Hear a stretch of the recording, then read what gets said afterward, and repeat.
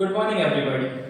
आज हम अपनी इस क्लास में सीखेंगे प्रेजेंट इंडेफिनाइट के बारे में। कौन से टेंसों के बारे में? प्रेजेंट इंडेफिनाइट टेंस के बारे में। चलिए जानते हैं प्रेजेंट इंडेफिनाइट।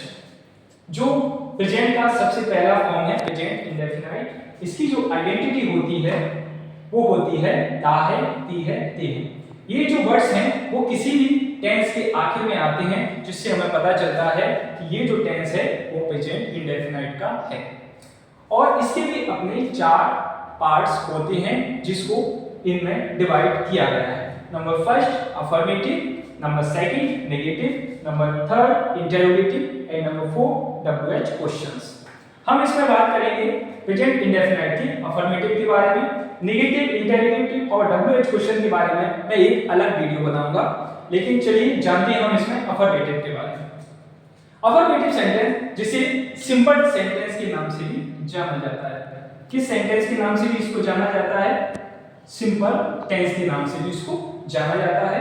अफर्मेटिव का एक स्ट्रक्चर होता है, फॉर्मूला होता है जिसे हम बनाते हैं। सबसे पहले इसमें सब्जेक्ट को रखा जाता है, उसके बाद वर्ब की फर्स्ट फॉर्म का यूज किया जाता है, उसके साथ आता है एस या ईएस।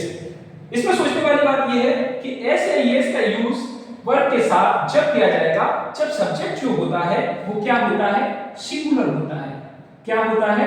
सिंगुलर होता है। सिंगुलर मतलब स्टूडेंट्स आप जानते होंगे, सिंगुलर मतलब होता है एक वचन। एक वचन मतलब स्टूडेंट्स कोई भी चीज एक होती है तब वो सिंगुलर होती है। जब सिंगुलर सब्जेक्ट होगा तब वर्ब के साथ एस या ईएस लगता है, उसके बाद ऑब्जेक्ट आता है, फिर अदर वर्ड आता है। यदि आपको जानना है कि सब्जेक्ट क्या होता है, वर्ब क्या होती है, ऑब्जेक्ट क्या होती है, इसके लिए भी आपको मेरी अलग वीडियो देखनी होगी, उसमें मैं इन्हें ब्रीफली या अच्छे से डिस्क्राइब करूंगा।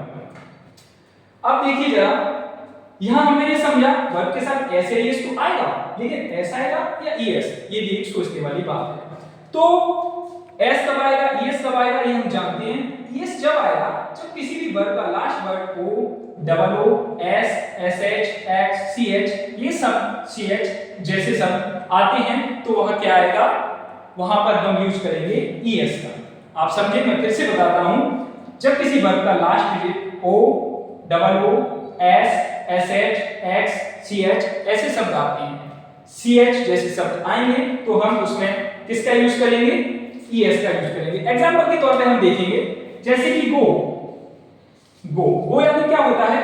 जाना। गो यानी क्या होता है? जाना। अगर इसमें हम एस या ईएस में से किसी एक का यूज करेंगे तो हम किसका करेंगे? ईएस का, क्योंकि इसका लास्ट डिजिट जो है वो है ओ। तो ये क्या हो जाता है? गोस। ये आप बेहतर समझ गए होंगे। चलिए अब इस फॉर्मूला से हम बनाएंगे टेंस। यहां एक नीचे से टेंस लिखा हुआ है, वह सुबह सुबह पतंग उड़ाता है। तो सबसे पहले अकॉर्डिंग टू रूल स्ट्रक्चर के अनुसार हम देखें तो सबसे पहले आएगा सब्जेक्ट जिसको हमने रखा ही, फिर उसके बाद आएगा वर्ब। वर्ब इसमें है उड़ाना। उड़ाना को हम बोलते हैं फ्लाई। उड़ाने को हम क्या बोलते हैं? फ्लाई। ये होती है वर्ब फ्लाई। लेकिन आपने यहां देखा होगा फ्लाई ना लिखकर आईएस लिखा हुआ है, क्योंकि यहां पर सिंगुलर सब्जेक्ट है तो हमें ईएस या एस में से एक लगाना है, लेकिन यहां पर लगाया जाएगा ईएस, क्योंकि यहां पर वाई है और वाई को हटाकर हम लगाते हैं IES। वाई को हटाकर हम क्या लगाते हैं?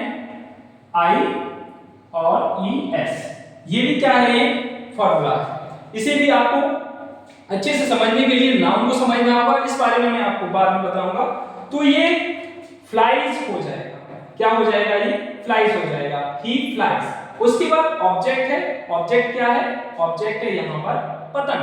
तो पतंग को हम इंग्लिश में बोलते हैं काइट। ही फ्लाइज काइट। और सुबह सुबह को जो रखा जाता है वो होगा early in the morning. Early in the morning जो यहाँ पर है वो अदर वर्ड है। कौन सा वर्ड है? अदर वर्ड है। तो आज आपने बेहतर समझा होगा। तो इस वीडियो में इतना ही। Thank you.